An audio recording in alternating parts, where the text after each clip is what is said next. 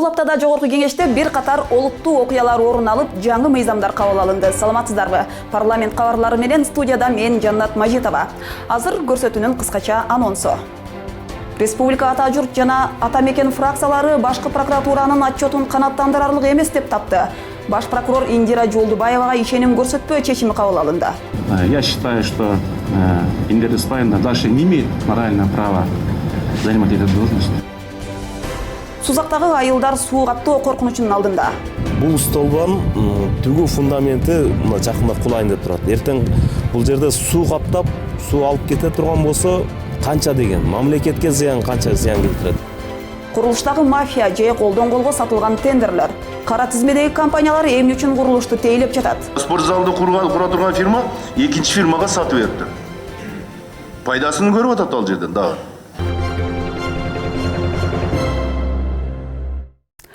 Өлкө жетекчилери апрель каармандарын эскерди. Президент Сооронбай Жээнбеков, жогорку кеңештин төрагасы Дастамбек Жумабеков жана премьер-министр Сапар Исаков менен бирге Ата бейит эстелик комплексинде 8 жыл мурда өз элинин келечеги, эркиндиги үчүн курман болгон апрель баатырларынын эстелигине гүл чамбарларды коюп, алардын эрдиктерине таазим этип эскеришти. Жогорку кеңештин депутаттары, министрлер, апрель революциясынын катышуучулары жана курман болгондордун ага туугандары катышкан бул иш-чарада маркумдарга Куран окулду.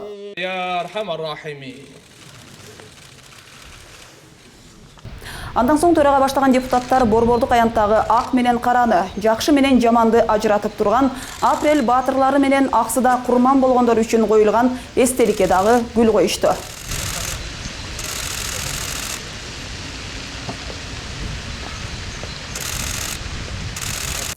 Төрага Дастамбек Жумабеков жогорку кеңештин жана өз атынан Кыргызстандын элин жана апрель баатырларын 7 апрель элдик революция күнү менен куттуктады. Ошондой эле өлкөдөгү саясий туруктуулукту орнотууга, жарандардын эркиндиктерин жана укуктарын камсыз кылууга кошкон салымы үчүн революцияга катышкан апрель баатырлары жана апрель элим Кыргызстан коомдук бирикмесинин мүчөлөрүнө жогорку кеңештин грамотасын тапшырды. 7 апрель тарыхый күн катары өлкөнүн 7 дубанында белгиленип, элдик революцияда курман болгондорду эскерип, Куран окулуп, митинг, реквиемдер өткөрүлдү. Жер-жерлерде өткөн иш-чараларга жогорку кеңештин депутаттары да барды.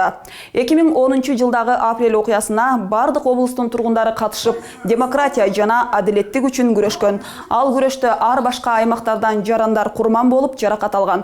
Ош шаарында өткөн эскерүү иш-чарасына депутат Асылбек Жээнбеков да катышты.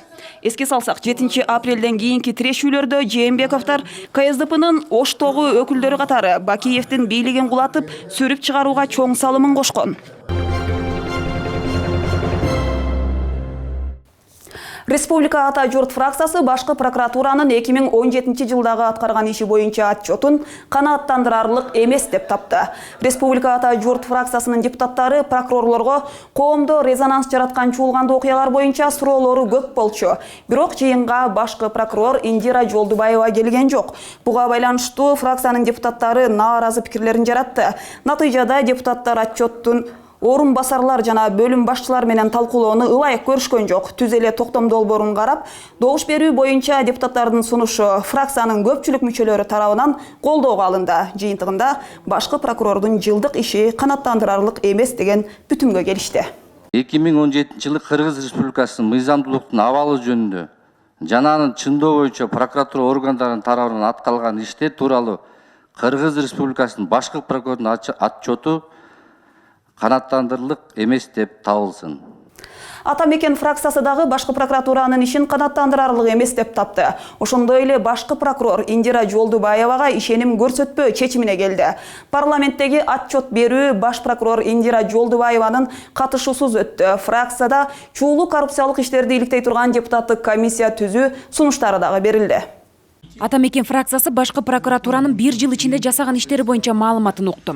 Отчеттук мезгил ичинде 9417 текшерүү жүргүзүлүп, 14607 прокурорлук чара көрүү акысы киргизилди. Тартиптик жана административдик жоопкерчиликке 9670 адам тартылып, коррупциялык багыттагы 704 кылмыш иши козголду. Отурумда депутаттар прокуратура кызматкерлерине ирети менен суроолорду узатты. Чет элдик спонсорлордон $1 миллион алып үй салганга кимдин акысы бар? Кыргыз бийлиги жогорку нарын каскатын курууга кеткен 37 миллион долларды россиялык компанияга төлөп берүүсү талап кылынган. Ал каражаттын 3/2 бөлүгү сол чөнтөктөргө имерилип кеткенин тастыктаган Алмамбет Шыкмаматов учурда иликтөөлөр кандай жүрүп жатканын сурап, дагы бир катар суроолорду жаадырды. Нарын каскады боюнча 37 миллион доллардын 3/2 сиз мына жакшы билесиз, акыйсыз иштеп тургансыз. Желген. Аэропорт Манастагы жанагы пищи блок 2 миллионго турган пищи блок 13 миллионго алынган.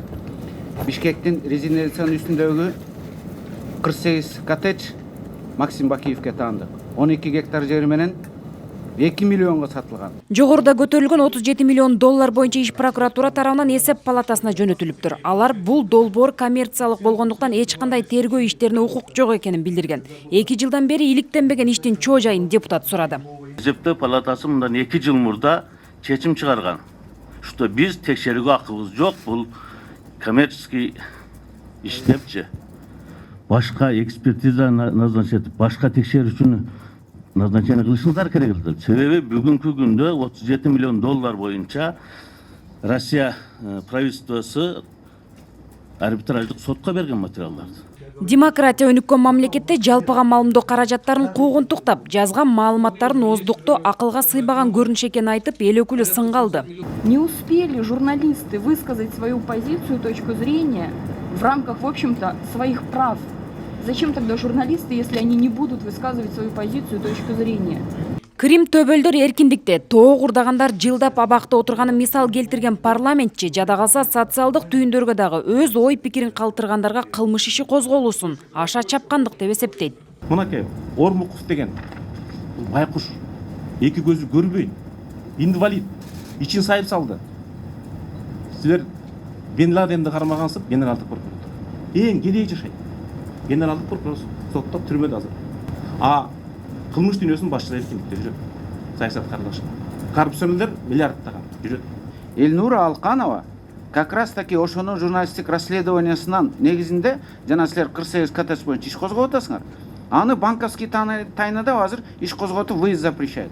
Это же вообще никакой критики не выдерживает. Аны дагы Бөкөнбай Жаныкевич, аны да көзөмөлгө алып, анын укугун коргогула. Башкы прокуратуранын жылдык отчетун аткарган иши тууралуу фракция өткөргөн жыйынга башкы прокурор өзү келген жок. Почему отсутствует такой генеральный прокурор? Талкуу соңунда Ата Мекен фракциясы башкы прокуратуранын аткарган жылдык отчетун канааттандырарлык эмес деп тапты. Я считаю, что Индира Испаевна дальше не имеет морального права занимать эту должность. Образовать депутатскую комиссию, чтобы дать оценки деятельности Генеральной прокуратуры. Бишкек жылуулук электр борборундагы авариянын себептерин иликтөө боюнча депутаттык комиссия бул аптада дагы ишин улантты. Анда мурунку өкмөт башчы Темир Сариевди угушту. Сариевдин ырастоосунда борбор реконструкцияланган эмес, чынында анда 2 жаңы агрегат курулган, сапаты дагы жакшы болгон. Ал эми акча каражаты жагына келгенде аны терең иликтеп чыгуу керектигин айтты. Бишкек жылуулук борборун оңдогон Кытайдын TBEA компаниясынын иштөө тармагы башка экендиги маалымдалды. Ошол кездеги министр Осмонбек Артыкбаев TBEA компаниясын нотанын негизинде Кытай тарап сунуштаганын билдирди. Анын айтымында электр станциялары ишканасынын 3-4 компаниясынын арасында тандап алган. Анткени TBEA компаниясы сунуштаган баа кыйла алгылыктуу болгон. 1 киловатт электр энергиянын наркы болжол менен 1200-2000 доллардан сунушталган. Ал эми TBEA компаниясы 1287 доллардан баалаган. Отурумда бир катар маалыматтар айтылып, комиссиянын төрагасы иликтөө иштеринин корутундусу жакынкы аралыкта чыга турганын белгиледи. Кара тизмедеги компаниялар кайра тендерлерден утуп чыгууда. Ошол эле маалда тендерди утуп алгандар аны кайра башка фирмаларга сатып, жок жерден эбегейсиз чоң пайда көрүүдө. Мындай көрүнүштөр социалдык объекттерди курууда өнөкөт болуп калганын бир катар депутаттар айтып чыкты. Анын натыйжасы сапатсыз курулуш. Тийиштүү текшерүүчү органдар болсо катачылыктарга көз жумуп келет. Тармактык комитет 3 жылдан берки мамлекеттик капиталдык курулуш боюнча аткарылган иштерге көз салды. Ишти чала жана сапатсыз бүтүргөн таржымалы таза эмес подрядчы компаниялар кайра эле кийинки тендерлерде утуп чыгууда. Ал тургай кара тизмедеги фирмалардын жетекчилери кызматтарга коюлуп жатканы түшүнүксүз. Буга ким жол берүүдө жана кимдин кызыкчылыгы бар? Бир жерден жашаган сапаты начар болуп, сотко утулуп атат. А экинчи жерде сиздер дагы бир проектти берип атасыздар. Же болбосо мына Худжамов орто мектебин билесиздер, туура? 10 миллион акча каражаты каралган. Ал жерде ген подрядчик алган. Алып туруп, анан кийин субподрядчикке берген. Субподрядчик терезени койгондон кийин ген подрядчикти алып туруп, Гостройдо ошонун жетекчисин, мурдагы жетекчисинчи, ошто УКСга чоңойтуп берип атасыңыз. Бүгүнкү күндө ошол мектептин сапатын карагыла, бүгүнкү күнгө чейин акт приемуздача болот элек. Бул кандай бир коррупциялык схемага аралашкандарды эмне көтөрүп коюу, же болбосо баягы туура эмес, баягы сот аркылуу, баягы факт менен доказательство этилгендерди сиздер эмне көтөрө тургандай бир эмеңиздер бар, планыңыздар бар алдыңыздар. Капиталдык курулушта тендерден уткан компаниялар асмандан акча таап жаткандыгын депутат ачыктады. Утушка ээ болгон компания өз пайдасын алып калып, ишти өзү аткарбастан башка фирмаларга сатат. Тендерлер колдон колго сатылганы кадыреше көрүнүшкө айланган. Аягында эң аз суммага иш жасалып, курулуштун сапаты начар болууда. Араван району жаңы Керметов айылында спорт зал түшүп атат да. Ошол жерге мен өзүм барып көрүп атам. Бүгүнкү күндө бүтүп тапшырылып элек спорт зал бузулуп атат, шкатуркалар түшүп атат. Жанагы сиздин жигитиңиз бар, оштогу Сейтек деген неме боюнча, жана курулуштар боюнча. Аныңыз болду мына болуп атат деп адамды ушинтип жобу менен бөлөк нерсени көрбөй атабыз.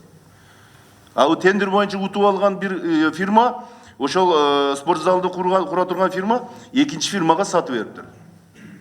Пайдасын көрүп атат ал жерден дагы.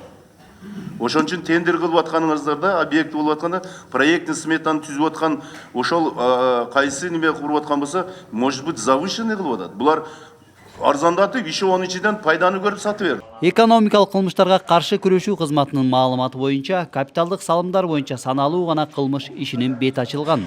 2017 жылы присвоение боюнча 12 кылмыш козголгон, злоупотребление боюнча 8 кылмыш козголгон, мошенничество 3 кылмыш козголду, незаконное предпринимательство 9 иш, подделка боюнча 2 кылмыш козголгон. Мындан улам тийиштүү органдар болор иш болгондон кийин эмес, алдын алуу механизмдерин карап чыгуусу керектиги белгиленди. Эсептөө палатасы, финансылык полициябыз, финансылык министрлик түп тамырынан өзүнүн жумуштарын өзгөртүш керек деп эсептейм да мен.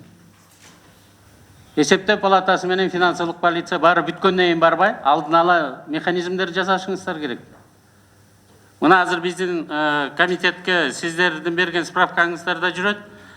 Жалал Абадта 2 эсе айырмаланган 2 школ курулуптур. Таласта 2 эсе айырмаланган школдор курулуп атат. Разница почти в 2 раза.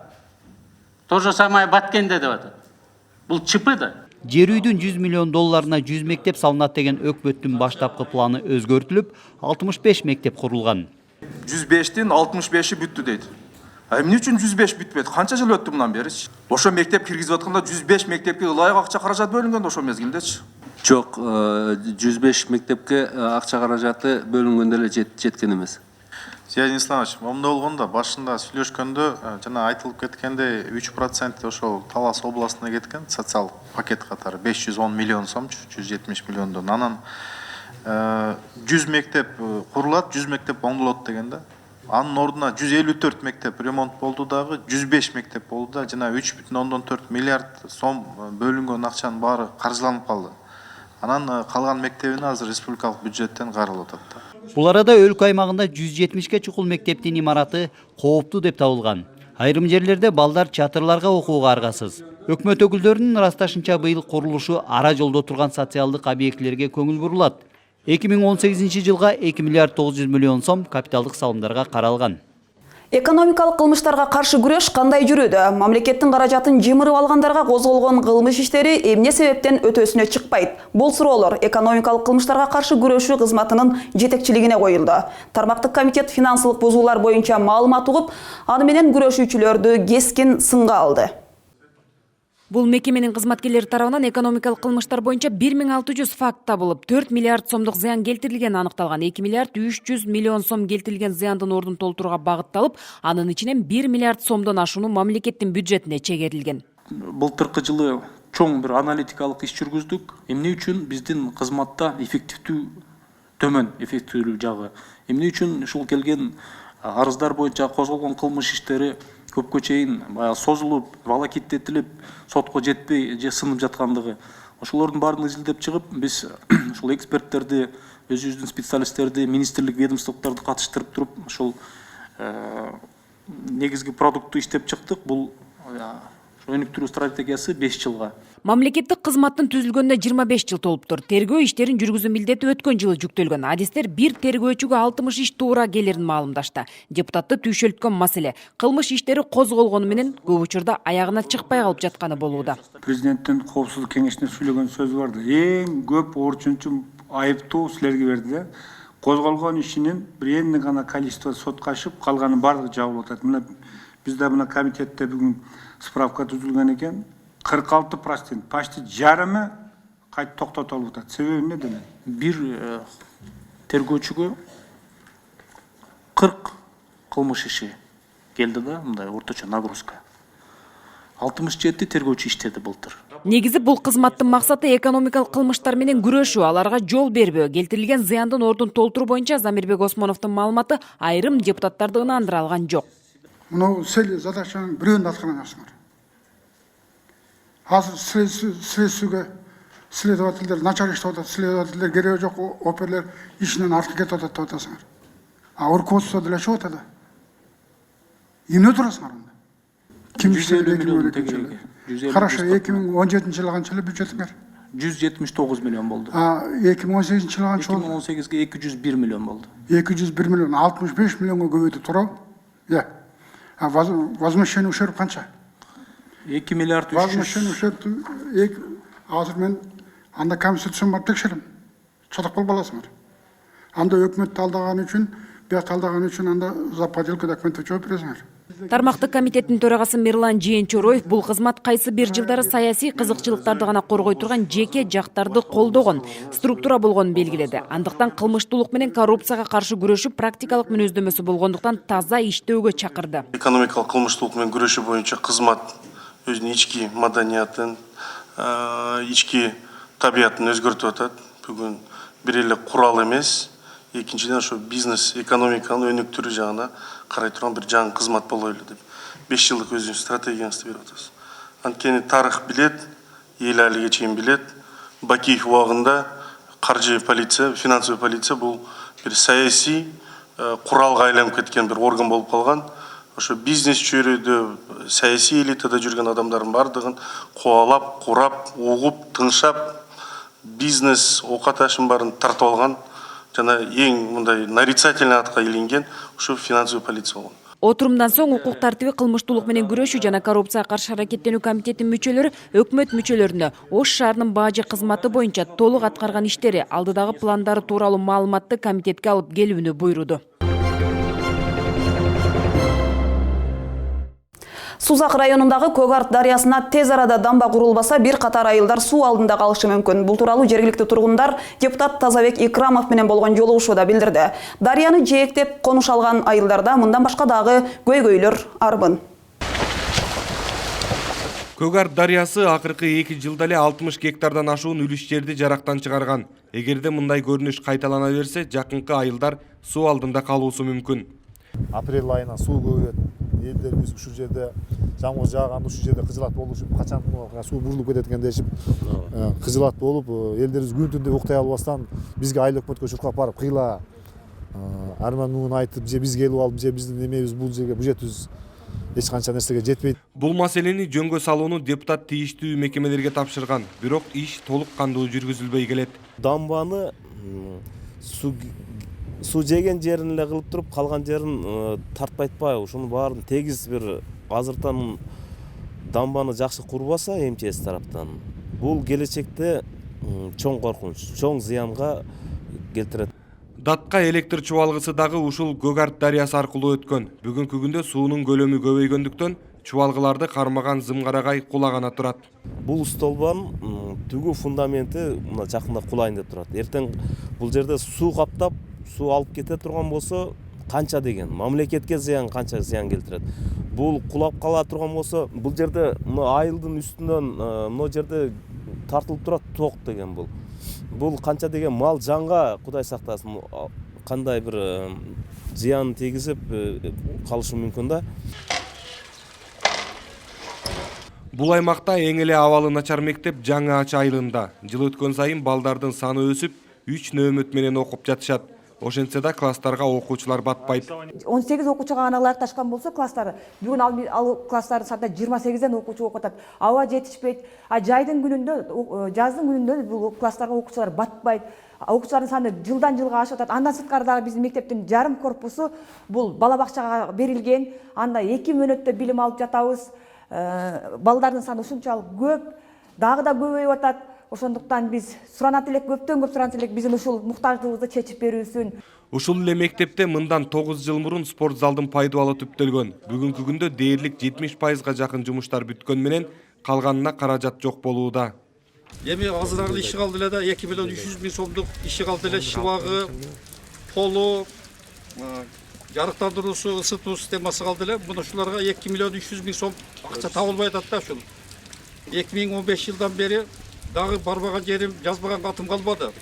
Спорт залында токтоп калганда билем, өткөндө парламентте өкмөткө тапшырма да бердим. Азыр артына дагы кайрылуу менен артына дагы түшөбүз. Ар бир колдон келишинче ушу менен шайлоочулардын үнүн ошол жерге өкмөткө жеткизип атам. Бишкектеги айдоочулардын иш таштоосу боюнча маселени Жогорку Кеңештин тармактык комитети карап өз турумун билдирди. Эл өкүлдөрүнүн пикиринде айдоочулардын талаптары орунсуз. Комитет башчысы Марат Аманкулов айдоочулар баш тартып жаткан камсыздандыруу боюнча мэрия бир кадам артка чегинбеши керектигин белгиледи. Теманын уландысы кийинки сюжетте. Миллиондон ашуун калкы бар баш калаада элдин жөө жалаңдап калышына мэриянын дагы күнөөсү бар, деди депутаттар. Шаар бийлиги иш таштоо болоорун алдын ала билсе дагы, чара көрбөй элге эскертүү да берген эмес. Силердин иштебегиңерден ошондой кылып киргизип атат. Пункт. Каалаган жерге токтойбуз, каалаган жерден бурулабыз деп условия коюп атат. Силер ушул күнгө чейин иштебегениңерден эгер ушул ошондой закондо жок да турабы? Айдоочулардын эң негизги койгон талабы бул камсыздандырууну жоготуу болду. Алар жеке менчик камсыздандыруу компанияга ишеним артпай тургандыгын билдиришкен. Бирок парламент депутаттары шаар бийлигин бул маселеде катуу турууга чакырды. Вы разрабатываете маршруты, они идут на ваших условиях. Но сейчас все с ног на голову, они диктуют условия. Маршруттарды иштеп чыккан шаар кожоюну катары шарттарды мэрия силер коюшуңар керек. Азыр болсо баш аяк алмашып, алар силерге шарт коюуда. Камсыздандыруу боюнча бир дагы кадам артка кетпешиңер керек. Кара тизме деген түшүнүк барбы силерде? Эгерде кимде ким шарттарга макул болбосо, линиядан чыксын. Тендер өткөрүп, келишим түзүп жатканда ушул жагын карагыла. Ар бир орундук коопсуз, ыңгайлуу болушу үчүн сөзсүз камсыздандырылышы кажет. Маршрут айдоочулары айына 200 сомдон топтоп берип, башкача жол менен өзүн өзү камсыздандырып турары маалым болду. Тагыраагы жолдо эреже бузган учурда инспекторлор токтотуп айып пул салбасын деп, алар 200 сомдон чогултушат. Эл өкүлү Ички иштер министрлигинин өкүлдөрүнө кайрылып, бул жосунду токтоткула деди. Бизге такыр мындай көз салбаш үчүн ар бир бусиктен 200 сомдон старшыга чогултабыз дейт да, анан командирлерге алып барып берет деп атат. Ишенбесеңиздер, интернет YouTube'да жүрөт. Буга кандай жоогуңар бар? Андай фактылар чынында айтылып атат, бирок андай жок бизде. Эгер камсыздандыруу киргизилсе, жол кире акысы да 15 сомго көтөрүлүшүн айдоочулар талап кылууда. Иш таштоочулардын жол кирени кымбаттатуу талабы боюнча мэрия арифметикасын эсептеп чыгып, көтөрүлөт же 10 сом бойдон калат деп так кесе жооп берүүсүн депутаттар баса белгилешти. Айдоочулардын ушундай иш таштоо акциясы 2014 жылы да болгон. Эл өкүлдөрү шаардык муниципалдык транспорту өнүктүрбөйүн, маселе тереңдей берерин белгилешти. Мэрия тараптан эмне чара колдонулат? Автобусту алуу, троллейбусту алуу. До июня месяца будет поставлено 52 троллейбуса. Июнга чейин 52 троллейбус келет. 9 шаарга келди. Шаардык кеңеш дагы 40тан ашык автобус сатып алууга 382 миллион сом бөлүп берүүнү колдоп берген. Орусия өндүрүштөн чыккан автобустардын ар биринин баасы 135-140 миң доллардан айланат. Нового подвижного состава. Шаарды толук кандуу коомдук транспорт менен камсыздоо үчүн 800 автобус жана кошумчадагы 50 троллейбус керек дейт вице-мэр. Анда аябай эле көп каражат керек турбайбы? Анда жакын күндөн чечүүчү деле бир шарт жок турбайбы анда? Статистикалык маалыматтарга ылайык маршруткалардын катышуусунда бир жылда 626 кырсык катталган. Андан 63 адам каза таап, 1164 адам жаракат алган. Эл өкүлү баш каладагы олуттуу проблемаларды козгоп, Бишкек шаардык мэриясынын ишине ичи чыкпаганын билдирди. Ал эми багар көрөрү жок, балдар жана карылардын ырыскысын талагандар боюнча депутаттын көтөргөн суроосу жоопсуз болууда. Өлкөнүн булуң бурчундагы көйгөйлөр аркыл маселелер саатында айтылып, аткаруу бийлигине жаңы тапшырмалар коюлду. Акыркы убактарда Бишкекте экология маселеси курч коюла баштады. Жылга 10 миңдеген көчөт отургузулган менен анын натыйжасы байкалбайт. Мына былтыр Ботанический садта бир топ депутаттар болуп, бир топ жогорку кеңештин кызматкерлери багдарак тиктик эле. Өткөндө ошол жерге барып карасак, бир 60% куурап калыптыр. Нарын Казарман жолундагы Акталчат көпүрөсүн оңдойбуз дегенден бери эле 1 жылдан ашык убакыт өттү. Ага бөлүнгөн акчанын желип кеткени менен көпүрөнүн азабын тарткан элдин эмнеге башы оорушу керек деген суроо коюлду. Жөн эле жерден киши өлүп калса, жөн эле жерден бирөөнү 2 ай 3 айга камаса, Актал айылын кордош керекпи? Кароосуз калган балдар менен карылардын тамак ашын талашкандар туурасында депутаттын айтканына жооп кылууну өкмөт ылайык көрбөптүр. Жетим балдардын, кары картаңдардын тамак ашына чейин коррупция сойлоп жетип баргандыгы тууралуу кабарлар келип жатат. Ошондуктан мен ушул маселени аягына чыгып, күч органдары дагы ошого киришип, ушуну тыкыр тактап туруп, башкаларга мисал болгондой кылып, ушуну жумуштун аягына чыгарышыны Ашыбек Мойдонович өзүңүз протокол тапшырма берип, аягына чыгыш керек. Нарын районунда райондук оорукана жок, ал эми облустук ооруканада орун жок. Областык оорукана ошо район менен шаардын да тургундарын карайт да. 280 миңден ашык областта жашоочулар болсо, ошол 50 миңден ашык Нарын районунуку жана 20 миңден ашык Нарын шаарынын калкы ошо областта дагы райондук жок болгондон кийин стационардык дарылоо көйгөй жаратып келип атат деп атышат да. Калкты тейлөө мекемелеринин иштөө убактысын өзгөртүүнү депутат сунуштады. Иш убактысы ал жерде обед, анан кечкиси саат 5ке чейин эле иштейт экен да. Эми азыр жарандар бардыгы обед учунда бара калайын, же жумуш бүткөндө бара калайын деген ниет менен кылышат да. Андай убактарда как раз ал жерде жабык болуп калат да.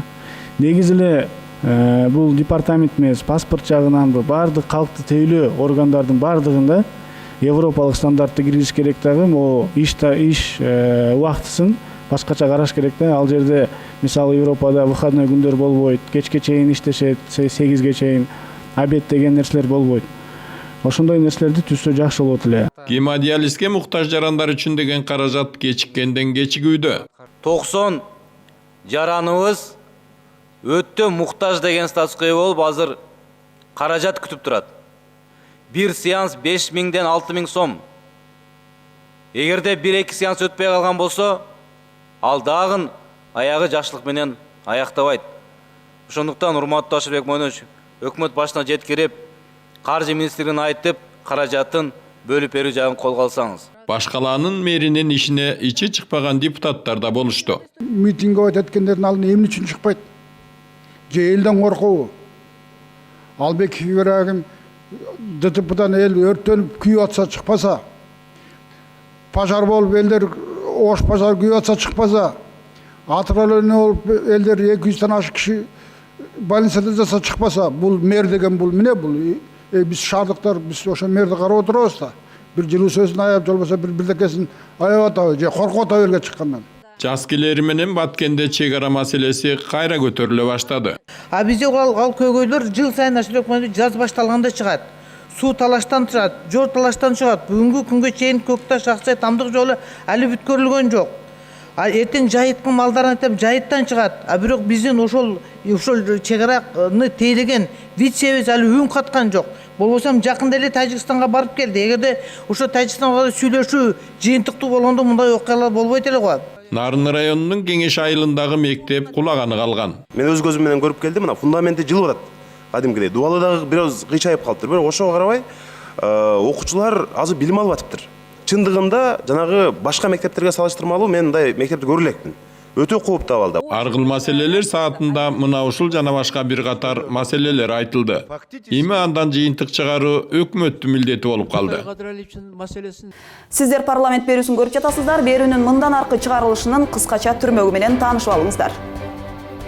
Аскер кызматчыларынын статусун көтөрүү аракеттери, алардын өмүрүн камсыздап, батир акысын төлөп берүү сунушталууда. Контракт службадагы айлык майнасын орто эсеппен алдык, разовый 1 миллион 40 сом түзөт. Кыргызстандын Орусияда дипломатиялык макамга ээ болгон 9 өкүлчүлүгү ачылат. Шамал суу күн энергиясын өндүрүүгө эмне жолтоо болууда? Кайра жаралуу энергиясы эмне үчүн Кыргызстанда жаралбай жатат? Ошол чакан кезде азыр частный инвесторлор берилечи, бир жылда кандай прибыль менен чыгат деп.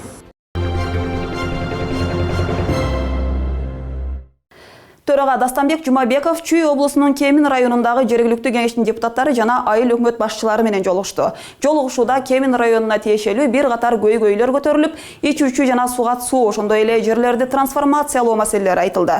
Мындан сырткары жолугушуунун катышуучулары төрагадан асфальт жана сүт өндүрүү заводдорун куруу үчүн инвестиция тартууга көмөктөшүүнү өтүнүштү. Жергиликтүү кеңештин депутаттары билдиргендей, кеминдиктер сүттү Токмок шаарына өткөрүшөт. Эгер Кемин районунда сүт заводу ачылса, жергиликтүү элди жумуш менен камсыздоого дагы жакшы шарт түзүлмөк. Ишкана үчүн жер тилкеси дагы каралган. Аскер кызматкерлеринин абалын жакшыртып, статусун көтөрүүгө багытталган мыйзам долбоорун парламент колдоп берди. Чек арада же башка аймактарда иштеген аскер кызматчыларынын батир акысын мамлекет тарабынан төлөп берүү сунушталууда. Өлкөдө 2500дөй адамдын турак жайга муктаждыгы чечилген эмес. Алар ротация болгон маалда үй бүлөсү менен барып, ижара батирде жашоодо. Мындан тышкары кызмат өтөп жаткан аскердин өмүрү кыйылса, анын жакындарына да мамлекеттен 1 миллион сомдой акча төлөп берүү жагы дагы каралууда. Аскер кызматчыларынын статусу жөнүндө, экинчиси аскер кызматкерлеринин саламаттыгын милдеттүү камсыздандыруу боюнча мыйзам долбоорлоруна өзгөртүү киргизилүүдө. Мыйзамда аскердик кызмат каралган мамлекеттик органдардын аскердик кызматчылардын убактылуу турак жай жашоо аянтын жалдагандыгы үчүн акчалай компенсацияны төлөө жөнүндө токтомун ишке ашыруу сунушталат. Биринчи мыйзам долбоорунда турак жайы жок аскер адамдар үчүн батирдик төлөмгө тактоо киргизилген. Тиешелүү тастыктоочу документ көрсөткөн аскер адамдарына кызмат өтөп жаткан жерине жараша аныкталуучу батирдик төлөм төлөнүп берилмекчи. Айтып берсеңиз, канча аскер кызматкер бар? Канчасынын үйү бар? А канчасына биз компенсация төлөшүбүз керек? Үй жоктору где-то 2,5 миңдей бар да. Бишкек шаар боюнча, Ош шаар боюнча да бир. Ошонун ар бирин 6 миңден беришибиз керек, Ал жокторго, алардын баягы неме мыйзам чегинде өздөрүнүн тиешелүү аныктоо кагаздарын көрсөтүшөт. Ошол жерде кайсы жерде жашайт, ал жерде шартты. 6 миң тиги үй бүлөсүнө карабай, жок, үй бүлөсүнө карабай. Бир киши болсо да 5 киши болсо 6 миңби? Эми бул жагында карап эме кылып атабыз, анткени эгерде андан көп жиберсе бюджетке күч келет. Ал эми экинчи мыйзам долбоору ыкчам кызматта каза болгон аскер адамдарынын үй бүлөлөрүнүн социалдык жактан коргоо жана мыйзамга ылайык камсыздандыруучу сумманы төлөө жоопкерчилиги күчөтүлүүдө. Аскер кызматын өтө баштаган күн болуп жаранды аскердик кызматка чакыруу жөнүндөгү аскер комиссарынын буйругу же аскердик жыйындарга чакыруу жөнүндө буйрук чыккан күндөн баштап аскер кызматчысынын аскер бөлүм тизмесинен чыгаруу жөнүндө буйругу чыкканга чейинки же аскердик жыйындар аяктаганга чейинки мезгил эсептелет. Талкууда 2013-14 жылдардан тартып реформа жүргүзүлөт деп белгиленгени менен эми мыйзам долбоорлору даярдалып келип жатканы кеч экенин депутат эскертти. Мындан сырткары катардагы аскер кызматкерлерине бир топ коркутуп кыйноолор бар экенин белгиледи. Значит, военнослужащий вооруженных сил там не должен допускать в отношении себя грубости, издевательства и так далее, и удерживать других от недостойных поступков. Вот чаще всего вот эти вот драки, они у вас тоже существуют. Имеет право сделать, высказать свое мнение о том, что начальник не прав. И по команде он может доложить вышестоящему начальнику. Эл аралык иштер коргоо жана коопсуздук боюнча комитетинин жыйында эки мыйзам долбоору биринчи окууда каралып, мыйзамдарды жактыруу чечими кабыл алынды. Ошондой эле жогоруда аталган мыйзам долбоору жогорку кеңештин пленардык жыйынында да каралып, кызуу талкууланды. Аткаруу бийлиги жаңы өзгөртүлүп жаткан мыйзамда мындан тышкары жарандык милдетин өтөөгө кеткен аскерлерге күтүүсүздөн өз өмүрүн кыюуга барса, анын жакындарына мамлекет тарабынан 1 миллион сом тегерегинде каражат төлөнүп берилерин белгилейт. Бул разовыйбы же болбосо ай сайын төлөнөбү деп сурап. Ошол айлыктан канча пайызды түзөт деди. Биз бул эмени караганда контракттык службадагы айлык майнасыны орто эсеппен алдык, разовый 1 миллион 40 сомду түзөт. Ушундай болгон окуяларга жаман тескери көрүнүштөргө кандай иш болуп жатат? Бир эле случай болгон, суицид. 2016 бирде болгон эмес, 2015 экөө болгон. Ага чейин да болгон. Ошол иш чара өткөргөндүктөн тиешелүү иштерди по предупреждению суицида өткөрдүктөн ушул натыйжага келип отурабыз. ЭАЭПке мүчө өлкөлөр Кытай менен соода экономикалык кызматташтык боюнча макулдашууга келүүдө. Буга чейин Кыргызстан Кытай менен соода мамилелери боюнча түз сүйлөшсө, эми экономикалык мүчөгө кирген өлкөлөрдүн өкүлдөрү дагы ага катышат. Мындай шартта Кыргызстан өз кызыкчылыктарын коргоп кала алабы деген суроо бар. Экономикалык жана фискалдык саясатты караган комитеттин депутаттары бул маселе боюнча кандай сунуштарды берди, кененирээк кийинки сюжетте. Экономикалык аймакка мүчө болгон 5 мамлекет Кытай менен соода экономикалык кызматташтыкты мындан ары кандайча жүргүзөт? 3 жылдан бери тараптар бажы кызматташтыгы, соода процедураларын жөнөкөйлөштүрүү, ветеринардык жана фитосанитардык, интеллектуалдык менчик, электрондук соода-саттык маселелерин талкуулап, бир бүтүнгө келүүдө. Макулдашуунун акыркы долбоорун экономика министрлиги парламенттин тармактык комитетине алып келди. Особо акцентировать внимание, что данное соглашение носит рамочный характер. В нем не заложены какие-либо преференциальные нормы, положения и режимы, которые могут каким-либо образом повлиять на конкурентоспособность наших товаров. Эл өкүлү Акылбек Жапаров чоң өлкөлөрдүн астында көлөкөдө калбай, Кыргызстандын кызыкчылыгын коргоп калуунун үстүндө Кыргыз өкмөтү ыкчам жана батыл иш алып баруусун эскертти. Анткени буга чейин да бирдиктүү экономикалык аймакта атамекендик товарлар өтпөй кайра кайтып келген учурлар жок эмес. Чоң океанда биз жоголуп кетпейли, кыргыздар. Кыргыздын экономикасы болгону экономикалык бирдикте карай турган болсок болгону 2%, 3% түзөт ички дум продукция боюнча да. Ошондуктан биздин кызыкчылыктарды, биздин бизнесмендердин, биздин экономиканын кызыкчылыктарын биз кантип коргой алабыз? Анткени мурун түздөн-түз Кытай менен соодалашып атканда Кыргызстан менен Кытай экөө сүйлөшсө, азыр биз ушу макулдашуу боюнча экономикалык биримдиктен бир киши, Кытай тараптан өкмөтүнөн бир киши болуп, анан ал киши кыргызстандык тарап болобу, же Россия же Казакстан болобу, эмнеден эле сезип атабыз да, алар чоң өлкө болгондон кийин биздин өкүл болсун дейт. Анан алар өзүнүн эле кызыкчылыгын коргоп, биздин кызыкчылык коргобой калабы деп ошондой тынчсызданууну биз айттык. Эл өкүлү Азамат Арапбаев болсо жергиликтүү ишкерлердин Кытайга каттоосу азапка айланганын айтты. Виза алуу жолун жеңилдетүү тууралуу кыргыз тарап маселе көтөрбөсө, келечекте соода өндүрүш боюнча эки өлкөнүн кызматташтыгы солгундап кетиши ыктымал, деди ал. Огромный вопрос и большая проблема – это с получением виз на посещение Китайской Народной Республики. Биздин жеке ишкерлерибиз кошуна Кытайга бара албай жатышат. Барса да өтө чоң кыйынчылык менен. Аларга виз алууда чоң проблемалар чыгууда.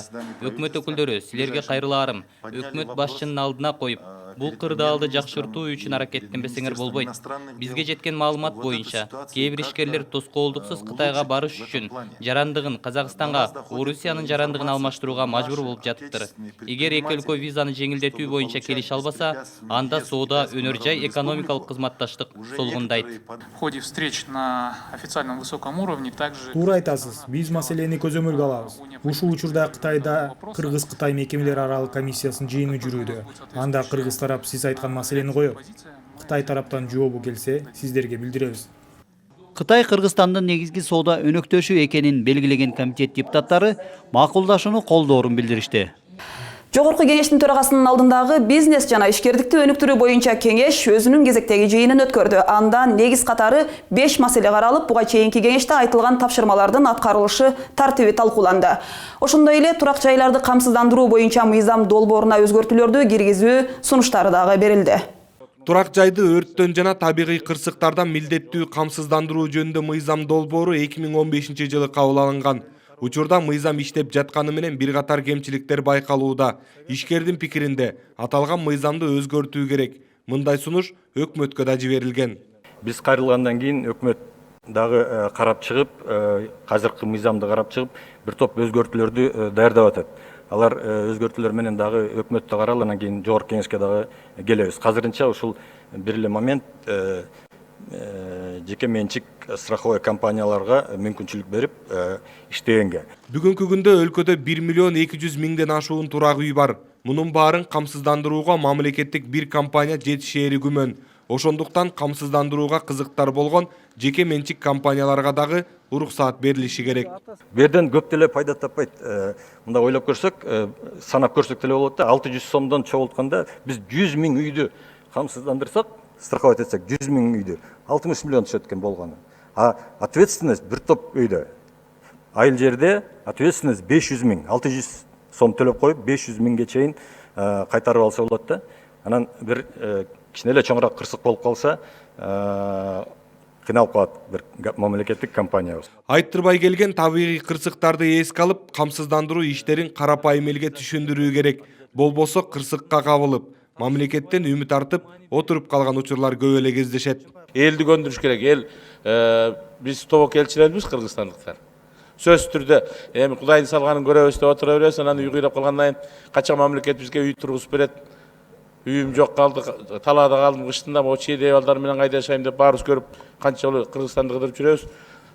Тагдырларды көрүп атабыз ар түрдүү. Карапайым эл камсыздандыруу иштерине кызыктар болгону менен бир катар кыйынчылыктар тоскоол болуп келет. Камсыздандыруу системага, процесске катышууну каалагандар көп, бирок документтер жок. Документтер жасайын десе 30 000, 40 000 сомго чыгат, андай акча элде жок да. Ушул маселе дагы аябай орчундуу маселе болуп турат да. Бул мыйзам долбоор 3 жыл мурун кабыл алынып, ага ылайык камсыздандыруу иши бир гана мамлекеттик компанияга жүктөлгөн. Бирок убакыт өткөн сайын атаандаштык түзүү зарылчылыгы байкалууда. 15-жылы бул мыйзам күчүнө киргенде эмне үчүн бул частный компаниялар кирбей калган деген айтпадыңызбы? Бул мындай болуп калганда, ушу депутаттарды көп айткан ошондо биз коркконбуз. Бай частный компанияларга берип коюп, бай алдап кетеби депчи. Элдин акчасын топтоп алып, анан кийин айрыкча сырттан келген компаниялар ачып алып, страховой компания элдин акчасын топтоп алып, качып кетеби, ошо жоопкерчиликти ким алат деп көбүбүз чочуруп калганбыз. Бирок баягы мынакей бүгүн практикадан көрсөтүп атат, азыр 55 миллион дедиңизби?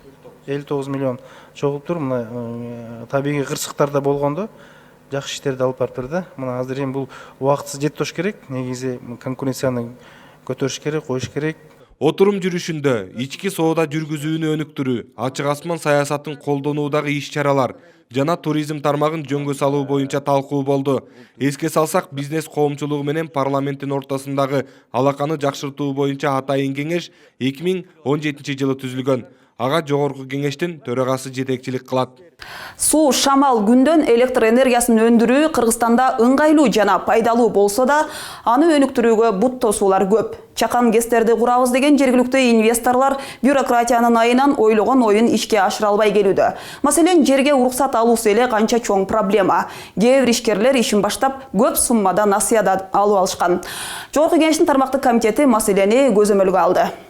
Сергей Франц Чакан ГЭС кургайлап жылдап жүрүп жер алган. Сүйлөшүүлөрдү жүргүзүп ГЭСти салууга инвестор менен макулдашуу бекитилген. Бирок азыркы кезге чейин тендер маселесинин айынан баштаган иши аягына чыкпай келет. Несмотря на то, что я уже имею землю и куда-то двигаюсь, я должен все равно пройти процедуру тендера. Менде бул жаатта тажрыйба мол. Ысык Атадан 10 жыл мурун чуркап жүрүп жер алдым эле. ГЭС курууга инвестор дагы макул болгон. Бирок бул жактан азыркыга чейин тендерден өтүү керек деп уруксаат берилбей жатат. Я не нахожу решения, ответа. Что же мне делать? Ал эми Рахат мырза 10 миллион доллар сом менен алганда 150 миллион сомдун тегерегинде каражатты Ысык көлгө ГЭС курам деп насыя калыптыр. Жер тендер маселеси чечилгени менен чыгыш электро уруксат берген эмес. Алган карызынын үстөк пайызы өсүп, иш токтоп турганына бушайман. Восток электро бүгүнкү күндө айтып атат, бизге кат түрүндө указание бермейинче биз сиз менен договор түзө албайбыз деп атат. Қалиев мырзаға айтсам, біз эч кандай команда бербейбиз деп атат. Биз эмне үчүн кредиттерди миллиондогон долларлар менен алып туруп, эртеңки күнү Бишкек шаарын түтөтүшүбүз керек, түтүнгө салышыбыз керек. Эмне үчүн бюджеттик акча каражатты бөлүп беришибиз керек, көмүр сатып алыш үчүн, газ сатып алыш үчүн. Менин кесимди токтотпой ишке киргизип беришиңиздерди сурайм. 2 сом 24 тыйындан мен макулмун бергенге, мен деле орусча айтканда живодер эмесмин. Сырт жакта Чакан ГЭСтерди өнүктүрүүнүн аракетин көрүшүүдө. Ал эми бизде мамлекеттен акча алынбагандан кийин келген инвесторлор дагы колдой албай жатабыз дейт эл өкүлү. Бизнесом надо открыто разговаривать. Им надо правила игры нормальные. Нельзя так. Ты построил, а потом говоришь, слушай, извини, не так оказывается. Болбой калды. А он миллионы кредит набрал. Өзүңүз бир жолу кредит алып туруп иштеп көрсөңүз, ал эмне деген шундук. Ойдон ой болот. Уктабайсыңыз, чача карат. Үйден нервный болосуңуз. Вот я представляю этих людей, вот они, или инвестора кого-то ты привел, говоришь, я хочу с тобой построить. Он говорит, хорошо, келдим. Анан келгенин айтат, оказывается, Кыргызстанда мындай эмес, башкача экен. Өткөн жылы чакан гэстерди иштетүүнүн натыйжасында 29 миллион сом киреше топтолуптур. Эгер башкарууну баш аламан кылбай жөнгө салса, киреше мындан алдаганча көп болмок. Чакан гэстер былтыркы жыл менен канча прибыль менен чыкты? Чакан гэс прибыль менен чыкты, суммасын билбейм, себеби дегенде дивидендтерин фондго сунушту болгон. Быйылкы прибыли где-то бир 20 миллион сом тегерегинде. Уятта, уят. Эмне деген, это просто разворование государственных денег. Ошол чакан гэсти азыр частный инвесторлор берилечи, бир жылда кандай прибыль менен чыгат эле. Потенциалы менен. Просто кайдыгерлик мамиледен ушундай нерселерим бар. Билбейсиздер, прибыль канча экенин билбейсиңер. 29 миң деп биз тактап койдук. 29 миң сомбу? Миллион. 29 миллион менен. 9 гэс. 9 гэстен 29 миллион сом прибыль менен чыгат. Ишканалардын. Мен ойлойм, сиздер карап чыгысыңыздар керек. Мына мен анализ жүргүздүм. Биздикилер максимум $800 $1,5 миң чейин 1 мегаваттын курат экен. А сиздер былтыр Лигасқа окшогон аферисттерге 1 миллион 800 миң мегаваттка куратылган электр энергия уруксат беришке аз-маз калдыңыздар. Жакшы карасаң акчасы жок болбой калды. Энергиянын кайра жарылуучу булактары боюнча атайын кайрылуулар отун энергетикалык комплекси жана жер казынасын пайдалануу боюнча комитетинде каралып, соңунда жооптуу тармакка тийиштүү тапшырмалар берилди. Парламенттин эл аралык байланыштары боюнча дагы айта кетели, төрага Дастанбек Жумабеков Түркиянын Кыргызстандагы элчиси Жеңгиз Камил Фыратты кабыл алды. Азыркы тапта көпчүлүк тармактар боюнча Түркия менен жигердүү иш жүрүүдө. Өзгөчө түрк тилдүү өлкөлөрдүн парламенттик ассамблеясынын алкагында тыгыз кызматташтык калыптанган, деди төрага Дастанбек Жумабеков. Элчи Жеңгиз Камил Фырат эки өлкө ортосунда соода жүгүртүүнүн көлөмү $400 миллион түзөрүн. Бирок Түркия тарап аны $1 миллиард жеткирүүнү көздөп жатканын белгиледи. Түркия Кыргызстандын президенти Сооронбай Жээнбековдун расмий иш сапарына даярдык көрүүдө. Жолугушууда жагымдуу пикир алмашуу болот деп үмүттөнгөнүн элчи билдирди. Түркиянын кызматташтык уюмунун көмөгү менен Атбашы жана Нарын районундагы 2 айылга фельдшердик акушердик пункт ачылды. Айыл эли заманбап медициналык тейлөөгө жетти. Салынган объектлер ТИКА уюму жактан каржыланган. Ошондой эле депутат Алмазбек Батырбековдун дагы салымы болгон. Ачылыш аземинен кабарчыбыз баяндайт. Элдин саламаттыгын биринчи орунга койгон Перизат Касымалиева Атбашы районуна караштуу Бирдик айылында үй бүлөлүк дарыгер болуп эмгектенгенине 10 жылдан ашты. Ушундан уламбы ага жергиликтүү калктын саламаттыгы жакшы белгилүү. Бирок ушул убакытка чейин иш ордунда бейтаптарды тейлөөгө жакшы шарт түзүлгөн эмес. Ар кандай диспансердик ооруларды карайбыз. Балдарды убагында ай сайын эмдөөлөрүн жүргүзүп турабыз. Алгачкы жардамдарыбызды көргөзөбүз ооруп калгандарга. Жалпы наркы 2 миллион 200 миң сомдук бул объектиге Түркиянын ТИКА уюму каржылык жардам көрсөткөн. Мындай ири инвестордун Атбашыда иш алып барышына парламенттеги Кыргызстан фракциясынын лидери Алмазбек Батырбековдун көмөгү себепчи. Ушул эски фабус 1968 жылы курулуптур. Баягы кыргызча айтканда жыгачтан салынган деген финский дом болчу. Ошондон бери бир эле жолу капитальный ремонт болуп, андан кийин жалаң эле өзүбүздүн майда жазап түстөө иштери менен эле иштеп келчүбүз. Так ушундай эле үй бүлөлүк дарыгерлер тобунун имараты Нарын районундагы Эмгек Тала айылында дагы ишке кирди. Инвестордун айтымында мындай долбоорлор мындан ары да ишке ашырыла бермекчи. Buyursa kelerki bu 2018 yılında da şuna benzer projelerge işe aşırabız. FAP sadu, DETSAT sadu, liseylerge, bilim beru mekemelerge yardım veriyor. Şular boyunca da işte şeviz. Бул фельдшердик акушердик пункттардын ачылышы кыргыз-түрк кызматташтыгынын мыкты үлгүсү десек болот. Аймактарды өнүктүрүү жылында дагы бир катар объектилерди тургузууга аракеттер көрүлөт. Айылдагы көйгөйлөр ошол эле бала бакча көйгөйү, таза суу көйгөйү, мектептердин көйгөйү. Мына Кудай буйрса чукул караларда ошо Дыйкан айылында мектепти да ачабыз деп турабыз. Толук бүттү. Азыр жолдон келатып лицей путу 32 путуну да көрүп келдик. Зданиясы аварийный, ага да эме Кудай буйрса инвестор издеп ошо түрк туугандарга дагы кайрылып көргөзсүн да. Депутат Алмазбек Батырбеков мындан башка дагы бир катар социалдык объектилердин абалы менен таанышып, тартыштыгы бар мекемелерге жардамын көрсөттү. Аймактарды өнүктүрүү жылында ушундай жагымдуу саамалыктар көп болсун. Биз программаны жыйынтыктайбыз. Көрсөтүүнү Жогорку Кеңештин басма сөз кызматы даярдады. Одон чыккан ушул жана башка кабарлар биздин Кеңеш KG сайтыбызда, Facebook жана YouTube каналдарыбызда жайгашкан. Амандыкта көрүшөлү.